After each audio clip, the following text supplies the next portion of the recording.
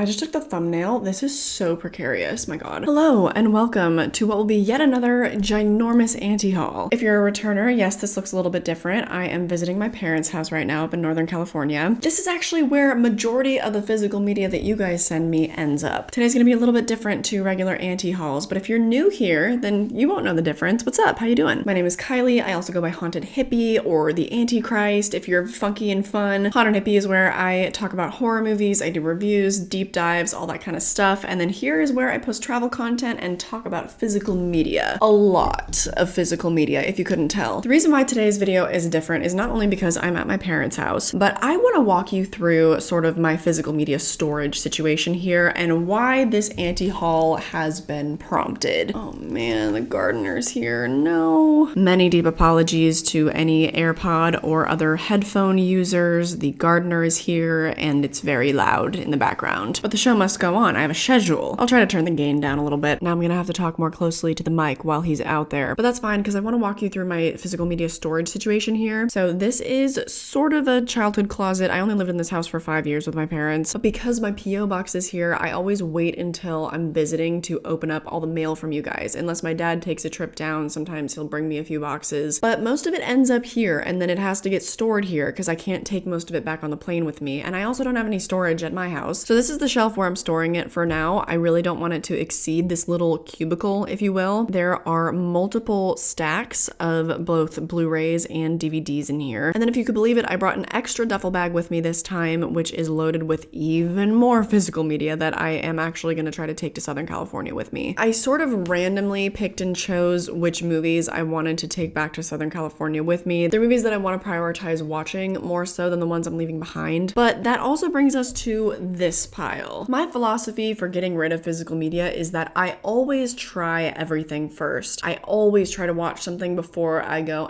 garbage, I'm getting rid of it. It doesn't matter how obscure the movie is, how low budget it looks, I will always pop it on before I decide to get rid of it. Today is actually the antithesis of that. These are all movies that I have never seen and I will probably never see. Because as you saw from my closet, like I'm trying to become an adult. I am trying to like fully get rid of everything that I don't need and fully move out of this house. I would love for that to be a more functional room for my parents, for example. They're always going to keep it as like a guest room that I get to stay in when I come to visit, obviously. But it's pretty hard for other guests to stay there when my junk is all over the place. This is probably going to be a really quick auntie haul today because I will have almost no tidbits to share with you. Besides, you know, maybe I've looked these up on Letterboxd and I saw something weird about them. Also, whatever. I don't need to justify why I'm getting rid of stuff that I don't want. So first up, this movie is called Secrets in the Walls. This just seemed like a really stereotypical, horrendously low budget kind of paranormal film. If I want low budget paranormal, I'm probably gonna go Insidious. Next up, we have a movie called Devil's Mile. The Road Will Never Let You Go.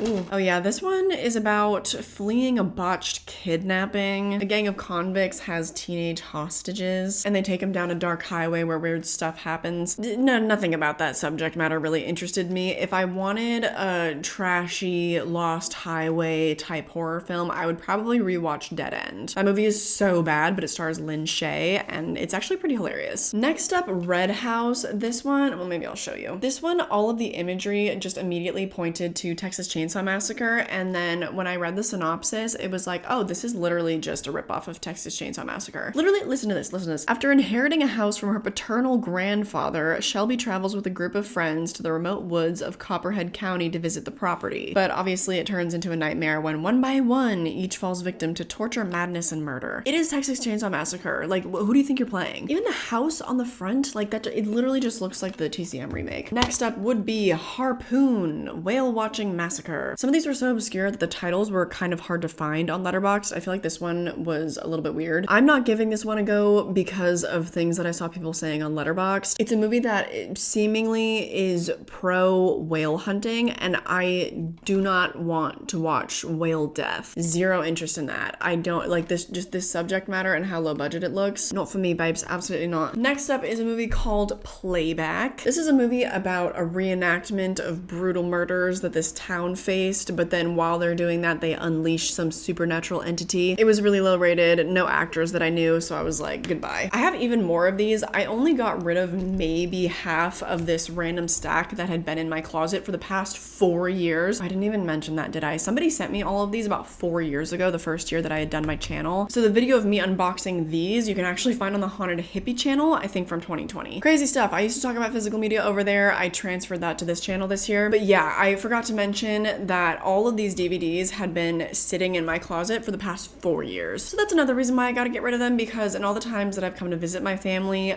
these have not been touched. But I did keep a good amount of them if the premise really interested me or if they starred people that I knew. Like there were some really obscure titles that starred Danielle Harris or Scout Taylor Compton. I kept those. These have none of that going for them. Including the next one, 11-11-11, The Prophecy. This just, I don't know. I'm not like an astrology girly. I don't believe in the angel number thing. The angels are not trying to speak to you. You just look at your phone too often. Like, I don't know how else to tell you that. And so a movie involving a concept where this guy keeps seeing the number 11 everywhere, I was just like, no. It was giving me a little bit of the vibe of that weird Jim Carrey thriller. What is it called? 143? But it's from director Darren Lynn Bousman. So I just don't think I can do it. It had a horrible rating on Letterboxd. I can't. Next up, we have a movie called The Basement. This one actually has been opened. This is about some guy that wakes up in a basement. He's being tortured in a basement. It sounds really basic and not my vibe. I feel like it's giving Hostel a little bit, maybe. Also, apparently, the guy that's doing the torturing, he has all these like different personas that he is torturing his captor with. And with a movie of this budget, I just don't think that the acting is going to be top tier. Call me ye of little faith, I suppose. Next up, Even Lambs Have Teeth. I am really not interested in the revenge subgenre. I actually can't even think of one off the top of my head that I've really enjoyed that I would recommend. It is not the subgenre for me, just to put that plainly, and a super low budget one,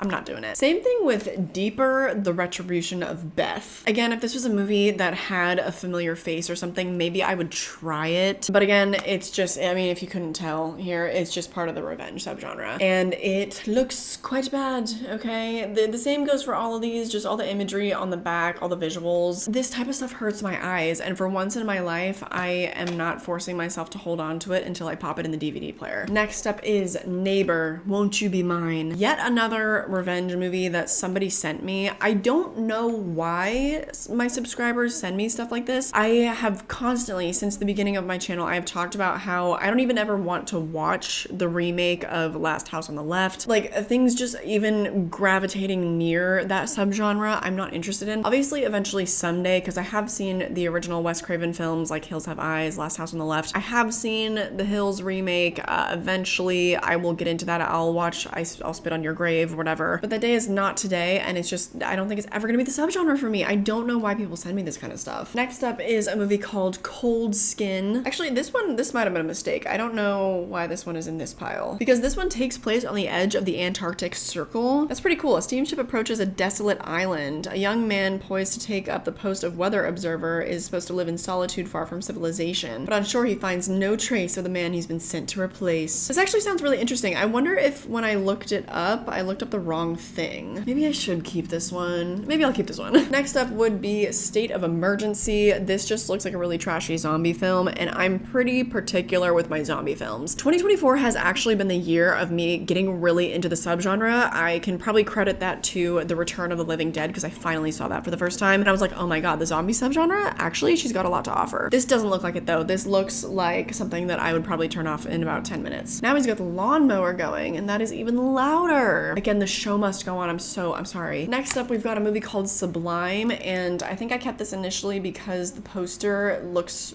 kind of promising, looks interesting. But I looked this one up, and it was pretty terribly rated, and every once in a while, something will have a low rating that I'm obsessed with. This was not giving me that vibe because I think that it's about a guy that ends up getting tortured in a hospital. And that sounds disgusting. That sounds like my worst nightmare, and not in the way that I would want to see it conceptualized in a horror film, you know? Just sounds like it would be a bad time. Next up is this 4-movie horror collection, actually. The reason why I'm getting rid of this is because actually it contains a movie I have seen called Visions. This stars Isla Fisher, and it's terrible. Oh, it's so bad, and not even in a so bad that it's good way. It's not even worth rewatching for the girl Isla Fisher. I really like her. But just one look at the rest of the posters on this, and I was like, if they're a similar quality to Visions, I'm not even trying it. Next up, this was the only one that I was pretty conflicted about because it does star Morgan Freeman, and obviously he's the man. But I looked this up, and I think that it has an average rating of like 3.0 on Letterboxd, and it's just about kidnap victims, and Morgan Freeman is a detective and whatever. The subject matter just does not interest me. The only kind of detective psychological dramas that I enjoy are honestly the Saw films. I don't even like Seven that much. I remember really liking Zodiac, but you know, that's David Fincher. Come on. This, I just don't need it. I don't need her. Next up is a movie called Clown Town. This is another one that I'm getting rid of because according to Letterboxd users, this just regresses into a final act of nothing but torture. And that's not fun to me, especially when it's super, super low budget. Although these clowns on the back, they do look kind of promising. They do look really creepy, but I just have a nagging feeling about this one. It's not gonna be it. Although now that I'm like talking about them and featuring them and whatever, I'm like,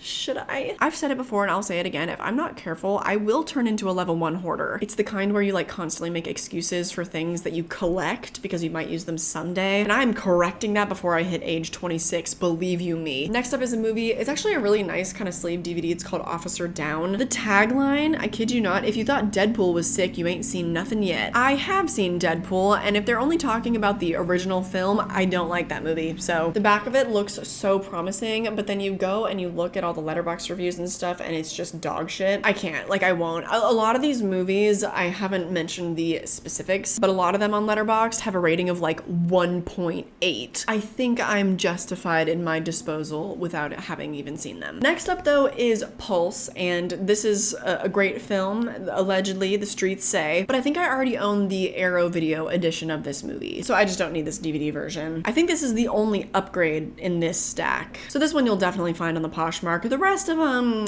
I don't know about that. I might just donate them maybe to like the library. Next up, we have a James Franco movie called The Institute. I think this was one of the ones that I mentioned that has between like a 1.8 or like a 2.2 on Letterboxd, and also like nobody has seen it, and so I feel like probably with good reason. I don't know if this movie was being made around the time that James Franco was sort of losing his career, because I think he's a producer on this. Oh my god, Josh Duhamel is there. Oh, I love him, but I just don't think he can make this worth it for me. James Franco kind of makes me cringe. I'm not interested. Next up, we have Mermaid Lake of the Dead, and it sounds very loose in there. This is just another one that was really, really poorly rated, and I'm not gonna watch a super low rated mermaid movie. The only good mermaid movies that I know of, honestly, are Peter Pan, the live action film, and the fourth Pirates of the Caribbean movie. I love the mermaids in those movies, but this, yeah, don't want it. Well, I did like Halle Bailey as the Little Mermaid last year, I guess. But the world is sorely missing a good mermaid horror movie. Next up is I'll Take Your Dead, and even the poster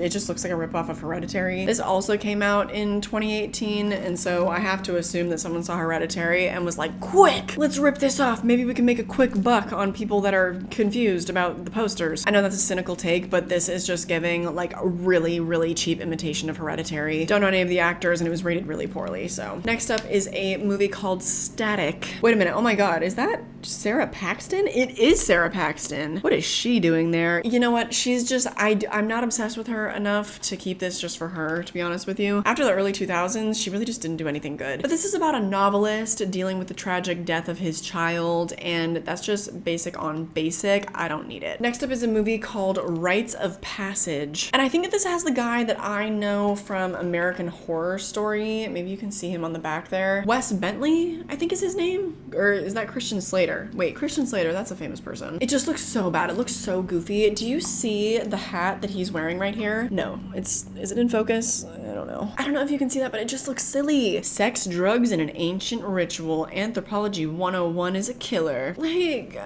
maybe there's a little potential here, but I looked all these up on Letterboxd and something must have been amiss. This one I can tell you for sure was a miss because it's called Crystal Skulls. Looked it up. I don't even know if 100 people have seen this one, but this was definitely one of the ones that had like a 1.5. This one came out in 2014, so I wonder if it's an imitation of Indiana Jones and the Kingdom of the Crystal Skull, because it's literally called Crystal Skulls and it came out a couple years later. I don't trust movies like this. I'm not gonna give them the time of day. Same thing with this next one because it's called Paranormal Abduction and it looks just like Paranormal Paranormal Activity. Now, yes, this does star Edward Furlong, but after having seen him in The Forest Hills, which is coming out this year still, I think, I don't trust in the quality of movies that he stars in now, really unfortunately. Nobody needs a Paranormal Activity ripoff in their life, okay? We already get that with basically the rest of the franchise. And there are movies that I like in that franchise beyond the first movie anyways. Just a couple more to go. The next one is called Cell Count. I actually was kind of surprised when I looked on the back of this because this looks almost exactly like the guy in A Violent Nature. It's something about this mask. It looks almost dead similar, but I think that was about the only interesting thing of note about this one. This one's about a husband that admits his wife into an experimental treatment facility for her life-threatening disease, but they are subjected to a cure that might just be worse than the disease itself. So this just seems like a really weird, awful, maybe zombie type infection film. Again, I'm just picky with this subgenre, and with how low budget it is and how horrible it looked on Letterboxd, we're not doing it. Also, a lot of these are unopened, and I feel like that would be more useful for anyone that I would donate them to. Just keep them in good condition, you know? Why spoil it and open it myself? Next up is a movie called Dwelling. This just, like, I don't think I really need to explain myself on this one. This is the type of movie that you just look at the poster and you know that it's a cheap ripoff of a bunch of other paranormal stuff. And the back, especially the imagery on the back, it just looks like it's a very ugly film. It looks like it would hurt my eyes. So away she goes, just two left. Oh, this one is Day of the Dead Bloodline. I had no idea there was a movie in that franchise titled Bloodline. I had no idea that it was a franchise. Oh, from the creators of Texas Chainsaw 3, my least favorite of the Texas Chainsaw Massacre franchise. I actually really don't know much about George A. Romero's original Day of the Dead. I don't know if it became a franchise. I think I've seen the remake. No, have I? I get mixed up with Day of the Dead and Dawn of the Dead. George A. Romero is just a little bit of a blind spot. But if it's got Bloodline in the title, I don't trust it. So that's just that on that. We've got one more DVD, and it is titled Found. Again, this is like the same mask as the guy from In a Violent Nature and the other film. I don't know what the deal is with this like retro, what is this? Is this no, it's a gas mask. The other one, I think in a Violent Nature, it's like an old firefighter's mask. This one's definitely a gas mask. I don't know what the other one was. This is about a little boy who is dealing with the fact that his older brother is a serial killer. I don't trust child acting in movies of this budget. I'm sorry. Apparently this did well in the festival circuit, but then like, why didn't it get picked up? Why does nobody know about it? Nobody thought that it was good enough to distribute, so why should I think it's good enough to watch? I feel like I'm being mean, I know, but